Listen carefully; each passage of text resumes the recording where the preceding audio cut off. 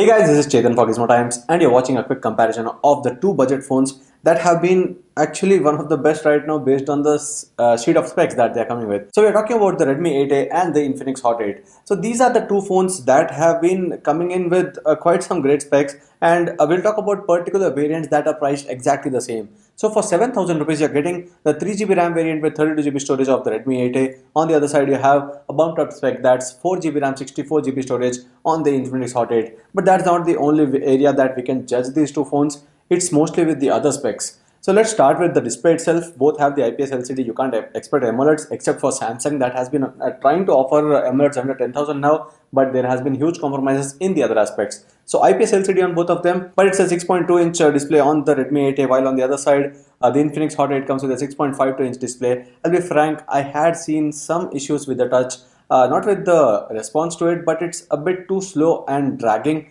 on the Infinix Hot 8 when compared to the Redmi 8A. Both have the same HD plus resolution, but it's a 19:9 aspect ratio on the Redmi 8A. So it's 720 into 1520 pixels on the Redmi 8A. On the other side, it's 720 into 1600 pixels on the Infinix Hot 8. So the Infinix Hot 8 is a bit taller, though both of them, again, let's talk about the design as well. Both of them have a plastic back, but quite a different gradient design on both of them. So this one is having a matte kind of design, which they call the aura wave design. I actually would prefer this one over the Infinix design, because Infinix has made this kind of a gradient, light to dark shade, but it easily retains all the smudges, all the fingerprints, and that actually is a bit annoying. And you might have to use a case because you'll have to protect it from scratches. Even though it's not a glass, this plastic can easily take in all the scratches when you have it on any floor that has a bit of any sharp edges on it. So one difference I can clearly see on the back of the phone is that the Hot 8 has a fingerprint sensor which is not present on the Redmi 8A. So the 8A has only the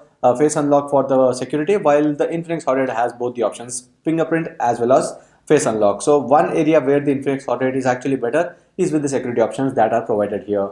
Next, about the performance. In this price range, I won't surely suggest any phone that has compromised performance, because these usually are secondary devices. But the Redmi 8A still comes with a Snapdragon chipset. It's Snapdragon 439. That's an octa-core chipset, and it still does have a decent performance. But the one that we had got for review is 2GB RAM variant. And here we saw some lags even while starting up the phone. While opening some heavy applications, it does take quite a bit of time. On the other side, the Helio A22 and Helio P22. So there are combinations here. Helio P22 is the one that we have on the Infinix Hot 8 variant with 4GB RAM, 64GB storage. And here as well, there's no huge difference. Here as well, you see those lags, you see those issues while trying to open any large application. So that's why I would say that as a secondary phone, these are quite good enough. But using them as primary might be a bit of a headache if you're trying to open large applications, if you're trying to switch between them. Even though there's good amount of RAM in both of them, still the chipset itself and the GPU are not able to handle things pretty easily. And for the storage, as I said, 32GB on the variant that is priced at 7,000 rupees, 64GB, but both have a dedicated micro SD card slot. So you still have that option to expand the storage without any worry about compromising one of the SIM slots. Now, one area where actually the Redmi 8A was a bit of a surprise in the market was the cameras. So the Infinix Hot 8 has a triple lens camera. Infinix has been doing this for quite a while.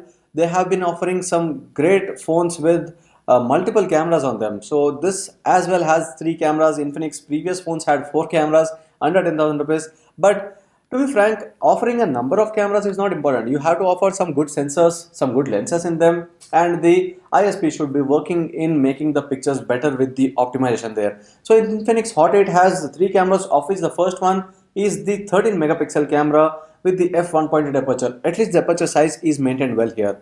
And along with that, you have two cameras more. First one is a depth sensor, that's still okay. Third one is the low light sensor. I still don't understand why the low light sensor was given here, because we tried it and I feel we didn't see any improvement in the performance of low light captures. So there's no sense of having a low light camera here except for the number of cameras that are given. So you can at least boast that my phone under 7,000 rupees has three cameras, but really that doesn't do much. So on the other side, this was the surprise part on the Redmi 8A. Some of you might claim that it's only a single camera, doesn't matter. but that single camera is actually quite good. IMX363 sensor, if you recall, this same sensor was on the Poco F1, on some of the budget flagships and some of the very good phones in the past, even the Pixel 3a. So understand that this sensor actually is quite good. How well is the ISP going to perform with the Snapdragon 439? That's another question. But based on the sensor that is given, I am sure that this would be doing much better job, and we'll try to do a camera comparison. If you are interested, do let us know in the comment section. I'll try to then make a camera comparison of various phones in the budget range with the Redmi 8a, only with the cameras. So this is the camera setup, a triple versus a single camera, but the single camera still seems to be quite heavy for us on the Redmi 8a. For the selfies, both of them have the 8 megapixel f2.0 selfie camera, and no difference there as well. Now, the other part where actually both have a similarity is with the battery life. Again, these two phones don't seem that heavy or that big, right? And they still have a 5000 mAh battery.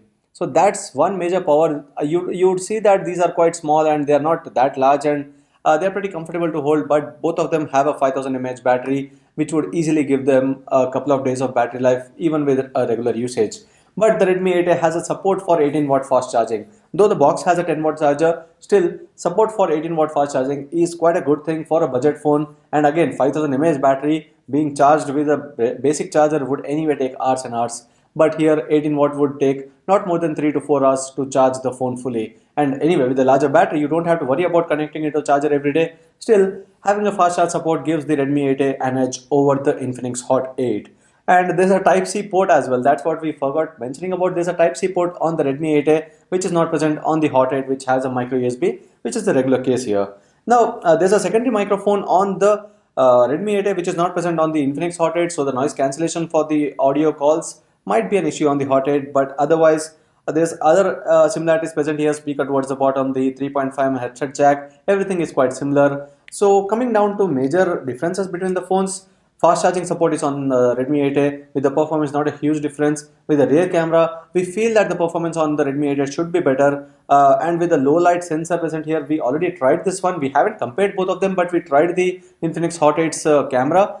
There's no huge difference with the low light sensor present there, and with the display size, obviously the Infinix Hot 8 has a bigger display. So if you are someone who wants to still settle for a budget phone for your regular usage, you can have the larger display present on the Infinix Hot 8. So this was a quick comparison of the Redmi 8a and the Infinix Hot 8. We'll be doing a camera comparison. If you guys are interested about it, let us know in the comment section below, and I hope you like this video. If you do, share and subscribe to Gizmo for more. Thanks for watching, and see you in the next video.